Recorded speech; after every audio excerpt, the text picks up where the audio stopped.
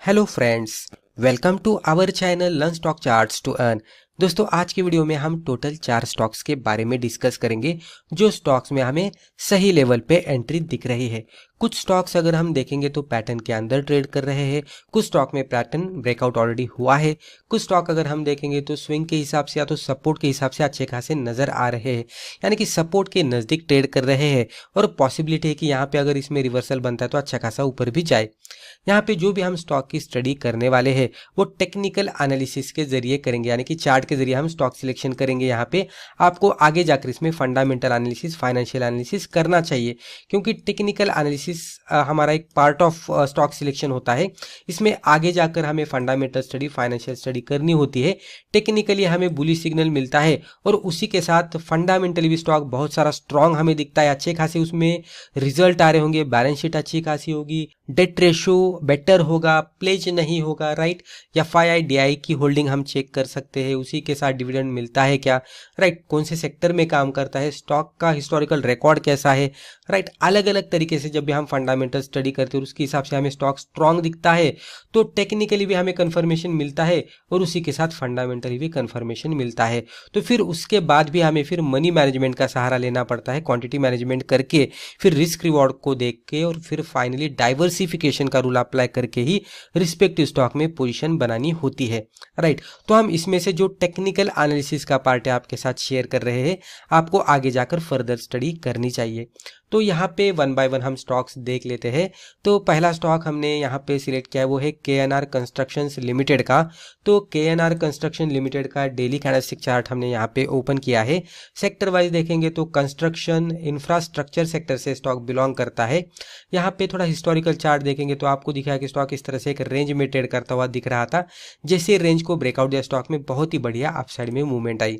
अब यहाँ से अगर आप ऑब्जर्व करेंगे तो ये अपसाइड में मूवमेंट आई थी और उसके बाद स्टॉक इस तरह से एक फ्लैग पैटर्न के अंदर ट्रेड कर रहा था, जिसको ऑलरेडी ब्रेकआउट तो मिला था ये कैंडल पे बुलिश कैंडलस्टिक के साथ और नीचे अच्छे खासे वॉल्यूम के साथ ब्रेकआउट मिला था। लेकिन उसके बाद अगर आप देखेंगे तो रेड कैंडल बनी और फिर स्टॉक फिर से पैटर्न के अंदर आ चुका है। अब ये 2-3 कैंडल जिस तरह से बने हैं और ये जो रेड कैंडल बने हैं वही टाइम पे अगर आप मार्केट भी देखेंगे, निफ्टी का चार्ट अगर आप फॉर एग्जांपल देखेंगे तो आपको वहां पे भी वही सिचुएशन देखने को मिलेगी, यानी कि निफ्टी में ही पैनिकली फॉल आ रहा है तो इस तरह के भी स्टॉक इस तरह से नीचे आते हुए दिखते हैं। इवन यहाँ पे स्ट्रॉन्ग अप ट्रेंड चल रहा था, फ्लैग पैटर्न का ब्रेकआउट हुआ और उसके बाद अगर आप देखेंगे तो पैटर्न फेल्योर होकर स्टॉक फिर से अंदर आ गया। तो ये सिचुएशन बनती रहती है क्योंकि हमारा बेसिक मार्केट ही पूरी तरह से गिरावट दे रहा है तो स्टॉक भी मैक्सिमम टाइम पे उसी तरह से परफॉर्म होने की संभावना रहती है। अभी उसके बाद अगर आप यहाँ पे ऑब्जर्व करेंगे तो अभी ये अंदर तो आ चुका है लेकिन हमने फिर भी इसका सिलेक्शन क्यों किया है उसके पीछे का रीजन मैं आपको बता देता हूँ। यहाँ पे इसका एरिया ऑफ सपोर्ट हम इस तरह से मार्कआउट करते हैं। अभी आप यहाँ से देखेंगे तो आपको दिखेगा कि स्टॉक यहाँ से ये रेजिस्टेंस को ब्रेक करके ऊपर गया, नीचे आने के बाद मल्टीपल टाइम स्टॉक ये पर्टिकुलर सपोर्ट लाइन पे यानी कि जो भी हमने हॉरिजॉन्टल ट्रेंड लाइन मार्कआउट की है वहां पे मल्टीपल टाइम स्टॉक सपोर्ट लेकर ट्रेड कर रहा है। अभी ये लेवल पे ट्रेड कर रहा है। अभी मान लीजिए इसमें गिरावट भी आती है तो ये फिर से उसके लिए सपोर्ट वर्कआउट करेगा, लेकिन यहाँ से आज की कैंडल अगर हम देखेंगे तो बुलिश मोड में बनती हुई दिख रही है। यहाँ पे थोड़ा हमें कंफर्मेशन लेने के लिए आज के कैंडल का क्लोज देखना है। अगर आज की कैंडल बुलिश मोड में क्लोज होती है तो डेफिनेटली आप यहाँ पे देख सकते हैं कैंडल का भी यहाँ पे गैप बना था तो इसको एक पहले तो गैप को फिल करेगा। अगर गैप को फिल करके ये रीजन को ब्रेक करेगा ना तो डेफिनेटली स्टॉक यहाँ से ऊपर जाने लगेगा और ये जो फ्लैग का जो अपर रीजन है इसको फिर से ब्रेकआउट दे सकता है और अपर साइड में मूवमेंट आ सकती है। मान लीजिए हमारा ट्रेड भी गलत जाता है तो यहाँ से इसका सपोर्ट बहुत ही नजदीक है, राइट, यहाँ से इतना ही इसका सपोर्ट है तो डेफिनेटली स्टॉप लॉस हमारा नजदीक है। और अगर ऊपर जाकर फ्लैग पैटर्न को ब्रेकआउट देता है तो ये जो फ्लैग का पोल है इसके हिसाब से हमें हाइट कैलकुलेट करनी होती है और ब्रेकआउट लेवल से ऊपर ऐड करनी होती है। तो आप कंपेयर कर सकते हैं, ये हाइट कंपेयर कर सकते हैं और ये स्टॉप लॉस का दायरा यहाँ से आप कंपेयर कर सकते हैं। तो आपको दिखे आखिर अच्छे खासे रिस्क रिवॉर्ड के साथ आपको टारगेट मिल रहा है और आपकी एंट्री एक्चुअल में यहाँ पे ही हो रही है तो स्टॉप लॉस बहुत ही नजदीक और टारगेट बहुत ही अच्छा खासा यहाँ पे रिस्क रिवॉर्ड के साथ मिलता हुआ दिख रहा है।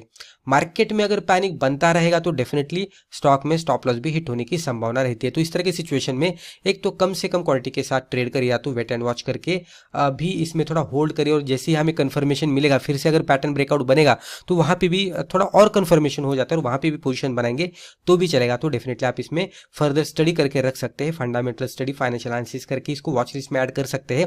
अगर सब कुछ सही रहेगा, फंडामेंटल अच्छा रहेगा, टेक्निकल अच्छा रहेगा और ये फिर से ब्रेकआउट देगा तो इसमें अच्छा खासा मोमेंटम देखने को मिलेगा। तो ये पर्टिकुलर स्टॉक को आप आपके ट्रैक पे रख सकते हैं। तो चलिए अभी नेक्स्ट स्टॉक हम देख लेते हैं। नेक्स्ट स्टॉक हमने यहाँ पे सिलेक्ट किया है IFB इंडस्ट्रीज लिमिटेड का। तो IFB इंडस्ट्रीज लिमिटेड का हमने डेली कैंडलस्टिक चार्ट यहाँ पे ओपन किया है। सेक्टर वाइज देखेंगे तो डोमेस्टिक अप्लायंसेस सेक्टर से स्टॉक बिलोंग करता है। अभी यहाँ पे आप देखेंगे तो इतना मैं यहाँ से बता देता हूँ, ये स्टॉक पैटर्न वाइज देखेंगे तो कप एंड हैंडल पैटर्न के अंदर ट्रेड कर रहा था। इसको ब्रेकआउट मिला, यहाँ पे रिट्रेसमेंट हुई। रिट्रेसमेंट के बाद अगर आप देखेंगे तो यहाँ पे गैप अप स्टॉक ओपन हुआ था और इतना गैप यहाँ पे बनाकर लोअर यानी कि इसका लो और इसका हाई कंसिडर करेंगे तो अभी तक गैप तो फील नहीं हुआ है और स्टॉक अभी भी अगर आप देखेंगे तो उसके ऊपर ही ट्रेड कर रहा है। अभी मान लीजिए कि एक गैप फिल करने के लिए नीचे भी आता है और ये ट्रेंड लाइन को हिट करता है तो ये बाइंग का ही मौका देगा। लेकिन मान लीजिए गैप फिल ना करते हुए इसमें फर्दर अपर साइड में मूवमेंट आती है और ये प्रीवियस हाई को ब्रेक करके थोड़ा भी सस्टेन होता है तो डेफिनेटली स्टॉक में हमें और भी अपर साइड की मूवमेंट देखने को मिल सकती है। पैटर्न के हिसाब से टारगेट कैलकुलेट करना है तो ये कब की हाइट हमें कैलकुलेट करनी होती है और ब्रेकआउट लेवल से अगर हम ऊपर के साइड में ऐड करेंगे तो हमें टारगेट मिल जाएगा। तो ये भी स्टॉक को आप ट्रैक कर सकते हैं। तो चलिए अभी नेक्स्ट स्टॉक हम देख लेते हैं। नेक्स्ट स्टॉक हमने यहाँ पे सिलेक्ट किया है इज्मो लिमिटेड का। तो इज्मो लिमिटेड का डेली कैंडलस्टिक चार्ट हमने यहाँ पे ओपन किया है। सेक्टर वाइज देखेंगे तो IT services and consulting sector से स्टॉक बिलोंग करता है। अभी यहाँ पे हम थोड़ा सा हिस्टोरिकल चार्ट देख लेते हैं। जो भी स्टॉक ने हाइज बनाए थे उसको कनेक्ट करते हुए इस तरह से ट्रेंड लाइन इस तरह से ड्रॉ करते हैं। अभी हम यहाँ पे देखेंगे पहले स्टॉक ने यहाँ पे रेजिस्टेंस लिया, गिरावट आ गई, फिर इसके नजदीक गया, फिर गिरावट आ गई, फिर से यहाँ पे आप देख सकते हैं रेजिस्टेंस फॉलो किया, गिरावट आ गई, यहाँ पे फिर से रेजिस्टेंस लिया, गिरावट आ गई और यहाँ पे अगर आप देखेंगे तो ये राउंडिंग बॉटम पैटर्न भी बना दिया और फाइनली इसको स्टॉक ने एक पर्टिकुलर कैंडल पे नीचे वॉल्यूम देखेंगे तो अच्छे खासे वॉल्यूम के साथ ब्रेक किया। ब्रेक करने के बाद अगर आप देखेंगे तो इमीडिएट बेसिस पे इसमें वर्टिकली अपसाइड में मूवमेंट आए। 2-3 दिन में स्टॉक अच्छा खासा ऊपर गया। लगभग प्राइस रेंज देखेंगे तो 450 के आसपास ये ट्रेड करता हुआ दिख रहा था, वहां से स्टॉक 560 के आसपास 2-3 दिन में ही चला गया। उसके बाद अगर आप देखेंगे तो स्टॉक में ये थोड़ा इस तरह से करेक्शन आया, हम इसे रिट्रेसमेंट कह सकते हैं, जहां पे स्टॉक फिर से ट्रेंड लाइन के नजदीक आ चुका है और यहाँ से रिवर्सल के इंडिकेशन दे रहा है। अगर इसमें रिवर्सल बनता है तो डेफिनेटली स्टॉक यहाँ से अच्छा खासा ऊपर जाने लगेगा और ऊपर जाने के बाद ये जो कैंडल का हाई स्टॉक ने जो बनाया था इसको फर्दर ब्रेक करता है, यानी कि 560 के लेवल को अगर यहाँ से फिर से ब्रेक करता है तो इसमें फिर से अच्छा खासा मोमेंटम बनने लगेगा। और यहाँ पे अगर आप देखेंगे तो इस तरह से स्विंग के हिसाब से भी ये यहाँ पे स्टॉक ने स्विंग लो बना दिया है और स्विंग हाई बनाने के लिए ऊपर जा सकता है, इस तरह की सिचुएशन दे रहा है। यहाँ पे अगर आप ऑब्जर्व करेंगे तो इमीडिएट बेसिस पे स्टॉक का यही लेवल पे सपोर्ट बनता है, ये लास्ट वाले कैंडल के लो के नीचे। तो यहाँ पे पोजीशन बनाएंगे तो स्टॉप लॉस हमारा इमीडिएट बेसिस पे इसके नीचे रहेगा और टारगेट अगर हम देखेंगे तो इसको ब्रेक करेगा तो इसमें डेफिनेटली मोमेंटम बन सकता है। इस तरह की सिचुएशन दिख रही है। तो पर्टिकुलर ये भी स्टॉक में आप थोड़ा फंडामेंटल स्टडी और फाइनेंशियल एनालिसिस भी कर सकते हैं और आपका डिसीजन ले सकते हैं। दोस्तों आप हमारे चैनल की मेंबरशिप भी ज्वाइन कर सकते हैं। सब्सक्राइब बटन के बाजू में एक ज्वाइन बटन है, उस पर क्लिक करेंगे तो जो हमारे चैनल के मेंबरशिप के प्लान है उसके बारे में आपको इन्फॉर्मेशन मिल जाएगी। तो चलिए अभी नेक्स्ट स्टॉक हम देख लेते हैं। नेक्स्ट स्टॉक हमने यहाँ पे सिलेक्ट किया है ब्लू डार्ट एक्सप्रेस लिमिटेड का।